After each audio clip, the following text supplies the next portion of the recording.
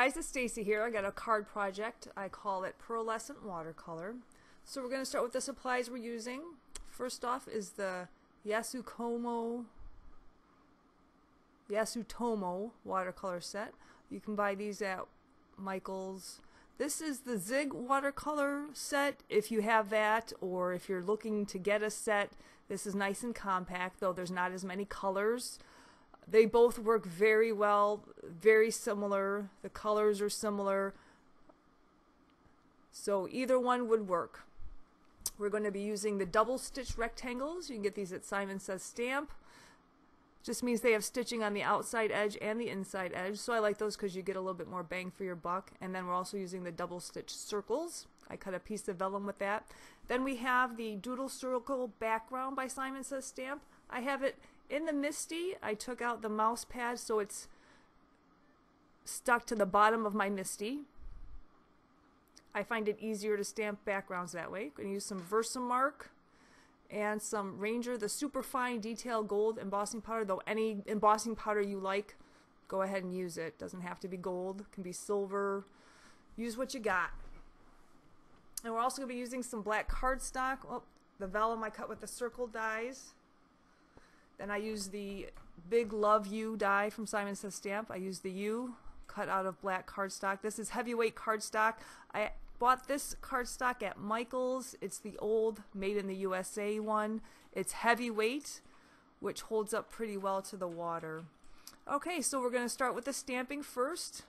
So this is how I do it. I put down some plastic transparency so I don't ruin my card base, since I've used that circle background quite a bit. I'm using my powder bag, and I stick the black cardstock to the door of my MISTI with just some yellow painter's tape. And then you just bring the lid down. You can press hard, get a nice impression. And I'm going to repeat this a couple times just to make sure I got the whole card stamped. It's hard to see on the door, but in the light you can really tell if you stamped it well or not. So like I said, I'm going to stamp until I get a really nice impression. And I do have this at double the speed. That's why it looks like it's going super fast.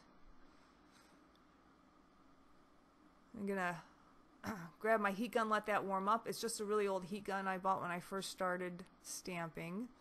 Any heat gun would work. And then I can use the tape to actually hold the paper while I do my embossing. So I'm just going to cover it with embossing powder. As you can see, I'm running kind of low. So just make sure you got the embossing powder covered on the whole area.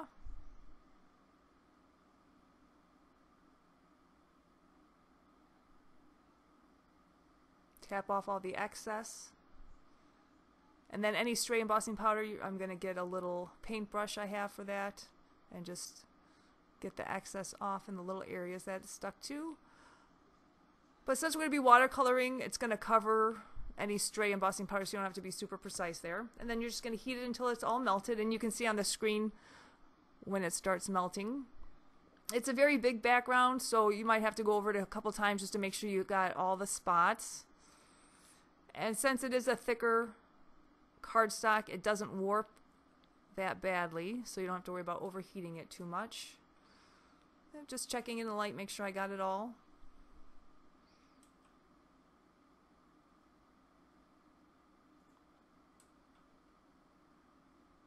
Couple more areas, and then I'm going to take a cloth and get off any spare embossing powder and the powder bag. Make sure that's all cleaned off the cardstock. Now I'm going to emboss my cardstock U. So this is just one layer of cardstock. I cut out the U. I die cut it with a Sizzix Big Shot. Now I'm using my dirty Versamark pad for this. You don't have to. You can do this a couple ways. This is the way I like to do it. So I'm covering the whole U with the Versamark, grabbing it with some tweezers so my fingers don't get sticky. Now make sure you put the top back on your Versamark pad. You don't want to get any powder on that. And I'm just covering the whole thing with the embossing powder. And then heat set it. And you're going to repeat this 3-4 times, as many times as you want. So this is the first layer. Heats up pretty quick. And then you're going to let this cool down before you stick it back on the pad. And this is why I'm using my dirty pad because sometimes you'll have some stray powder that might stick, and I just don't want to ruin my good Versamark. But again, you can do it. You don't have to have 2 Versamark pads. And then you're just going to cover the whole thing again in powder. And then you're going to heat set it. And it'll heat up a little faster the second time, and it'll heat up faster the third time, etc. And what I'm looking for, oh, you can see I stuck my finger in it before it was dry. No problem, just reheat it. But that's why you want to make sure you let it cool a little bit. So when it's cool to the touch and it doesn't ruin your embossed powder, then you can stick it back on your Versamark pad. So again, this is the third time. And you'll see I get a nice raised, really thick look to the U. So it almost looks like metal. And that's the look I'm going for. And you don't have to worry about where the tweezers are. We're going to cover that up next.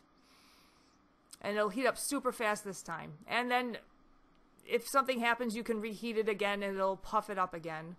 So there's no problem. And you can get some embossing powder at the end of your tweezers, no big deal, just clean that off. So here I'm going to get the last part of the bottom part of my U where I had the tweezers.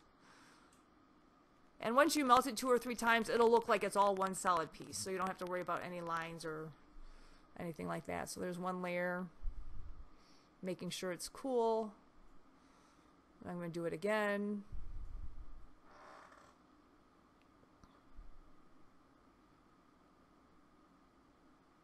And again, just heat it up.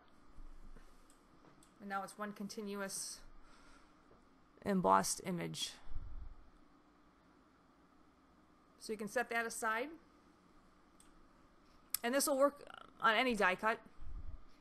See where the little tweezers were, you just reheat that. So now we're going to get out the watercolor. Now here I am making sure all the embossing bag powder's off. And we're going to start the watercoloring. So I'm just going to use a watercolor brush that allows you to put water in it. They're very cheap. You can buy them at any craft store, I would imagine. Doesn't have to be any special brush. You can use a fancy brush if you have one, whatever you have on hand. So I'm starting with that red color. And I did swatch these just really quickly on a scrap piece of black cardstock. There's the watercolor brush.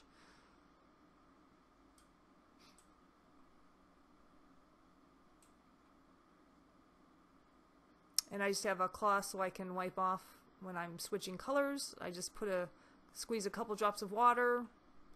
You can use it from your water brush. You can use water off to the side, however you want to do it. And now with this watercolor, the amount of water you add and how long you let it sit will get you a different color. There's my swatch. So like I said, I just took a scrap piece of paper, just wet each color. Now for this color, it's a purple, but in the picture you can see it looks like there's a lot of black to it. So I let the water sit for just 2 seconds, and then I started painting. Now the longer you let it sit, the more creamy and thick the paint will be. So just play around with it, use more water, less water, let it sit for a long time, let it sit for a little bit to get whatever color you'd like. And then you just paint in the area. And really it's pretty simple. You don't have to worry about covering the embossing powder lines. Sorry, I'm just checking to see where I need more paint. And this paint, once it's dry, you can paint over it again to add another layer of color. It's very forgiving. Very easy to use. And these watercolor sets are fairly cheap, I believe. If you even use a coupon at Michael's, you might be able to get it for maybe $5. And the first card that I showed in the beginning, I actually watercolored that probably a couple years ago. It had just been sitting in my stash, and I finally made a card out of it. So I'm actually recreating it in this video. So this is in regular speed, just so you can see how long it actually takes to watercolor a section. Now all the circles are intertwined, but it does look a lot better if you leave some of the intersections black, just like the small little area, like right below my water brush there. If you leave that space black in between, it looks a lot better that way. Just something I noticed afterwards. Alright, so I sped up the video again. Now we're going to be doing that blue color. And I apologize, some of my painting is off screen, so I did cut those parts out. But just when you swatch, just choose whatever colors you like. and just paint. And any background would work. I just happen to use this one from Simon Says Stamp, but if you have another like diamond shaped pattern you can paint in, anything with a little nice area that you can paint. So check out your background stamp, see what you got. A stencil, if you wanted to try painting with a stencil. You wouldn't want to let the paint be too watery though with the stencils. You don't want it to get underneath the plastic. But try what you got, see what you can do with it. Now I'm going to use this green color, and again I'm just wetting it, mixing it up. And I'm using that pretty quickly so the paint won't be as opaque as if you let it sit and really let the paint and water mix.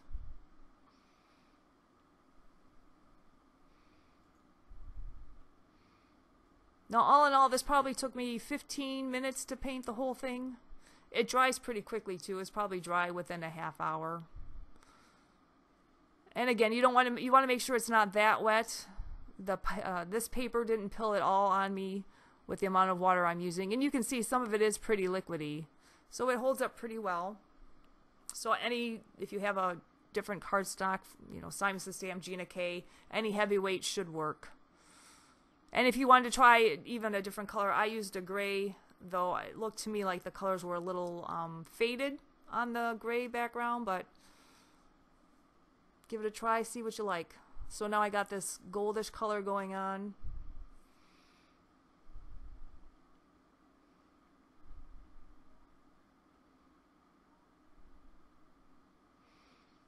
I know when I started, I just tried to, since I already had a template, I used the colors and I painted in all the circles I wanted that color. So if I used this goldish color on 3 different circles, I did all those at once. And I tried not to paint 2 areas next to each other. That way if it was wet in one area, it wouldn't leak over into the other area. But again, it does dry pretty quickly, so that really wasn't a huge concern. I'm going to use this green color again, and see I'm painting over the area it wasn't quite dark enough for me. And that's not a big deal at all. You just paint right over it and it just makes the color more intense. Now I got this red color going on. And this is one that I did not let it mix well enough to my taste. So at the end you'll see I repaint this whole section again, make it a more intense pinkish red color. And the colors don't actually represent what they look like in the palette, so that's why I did a swatch. This looks really red in the palette, but when it goes on it's more pink purple. So finished up, now I'm using another green. This is more like an emerald green. And then you can see when it's dry in the blue and the gold area, some sections have more color than other. You can repaint if you want it all solid. I kind of like the look of a little faded, where you can kind of see the black background coming through. But it's all a matter of personal taste. Now you can see I mixed up this red really well, and the color actually looks different than the one on the top. It looks more pink on the top. So, like I said, the more you let the water sit and mix with the paint, the more color you get from the paint.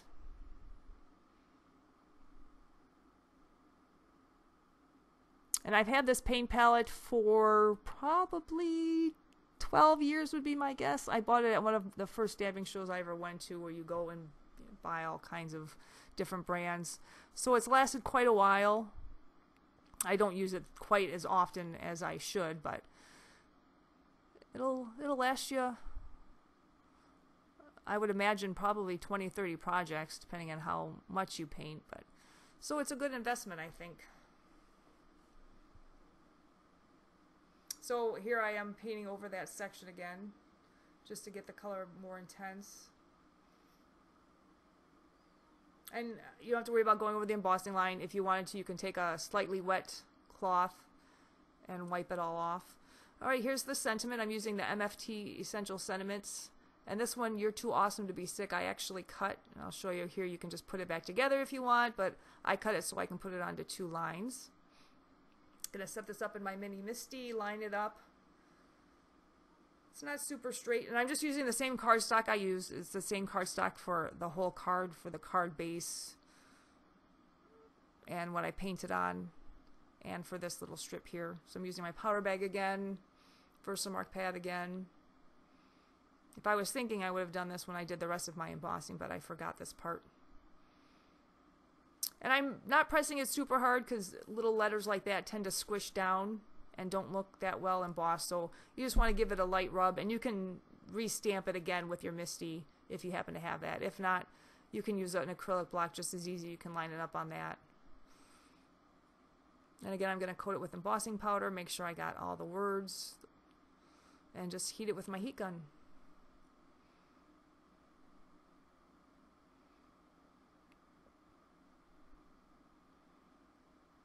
You can see when it melts pretty quickly because it's not a very big area.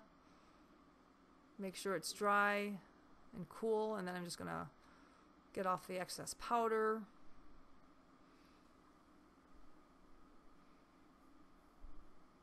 Then I'm going to get out my paper cutter. I have a couple. This is the Tim Holtz one, the guillotine.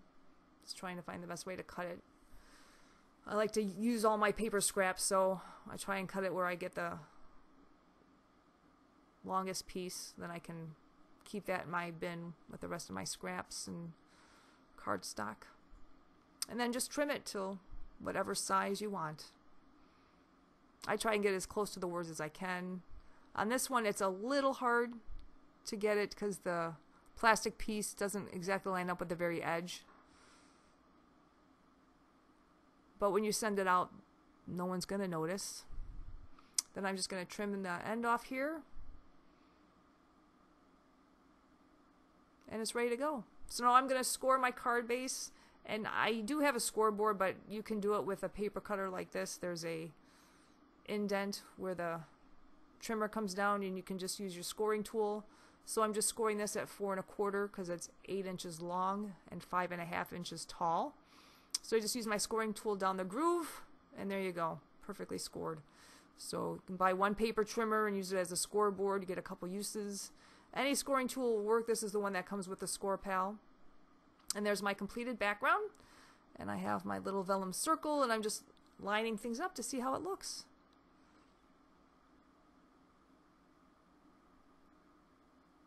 And here I'm putting way too much thought into it.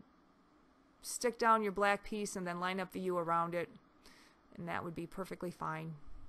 I'm trying to line it up on my mat there, but once it's all on there, it looks good. So I just used some ATG tape to tape down the banner, and then for the U here I'm going to use some tacky glue, which in hindsight I should have used my Tombow Mono Multi Glue. This nozzle's fine, but it's not super fine, and it likes to drip out a big line of glue, so you have to be really careful to get the nice dots. But if that's what you have, it works, and it's an inexpensive glue, and it dries clear. So if it does happen to squish out the end, you won't see it on your card project. I'm just going to grab some tweezers to pick it up, and then just line it up to my banner. And I'm going to use a block just to make sure it gets a nice bond.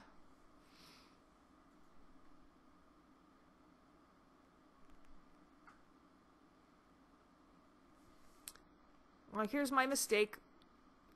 I'm taping down the card front to the card base where I should have put down my U first, because I like to trim off the side of the circle just to make it look a little more finished. I tape down the inside of my card base via Kathy Zilski. Keeps it nice and flat, a little bit easier to line up.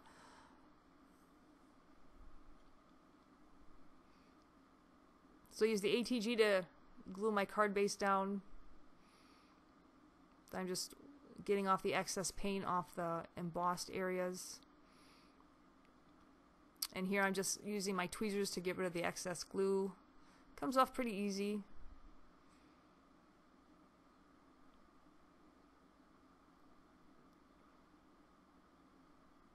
But again, if I would have used my Tombow Multi, with that you can squeeze it out, as I'm going to do right here on the back of this. So this one has a really nice fine tip and makes very tiny little dots. And then if you let it dry for a few seconds, it'll get a little tacky and not where it squishes down immediately when you set it down. So that's how I like to do it. Make little dots, let it dry just a little bit, and then attach it. And this is especially good since it's being attached to a bumpy surface. It'll really adhere, whereas some of the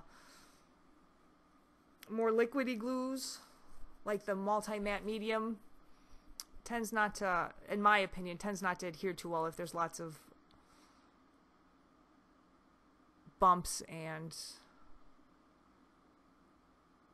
embossing on the card front. I'm just trying to line it up with one of the scribbles underneath so it kind of looks like I meant it to be there. And then just let a block sit on it so it dries and adheres. So this is where I made the mistake. I tried cutting it this way. It doesn't work very well at all, so I don't suggest doing that. I should have just left it. You can't really tell in the video, but you can see there the edge isn't quite, doesn't have a clean cut. But that's the card. Sorry it took so long to post this video. I ended up going on vacation, and this is my second time trying to film it. So I hope you enjoyed. If you have any questions, leave me a comment. I also have more information on my blog at stacylovespaper.blogspot.com.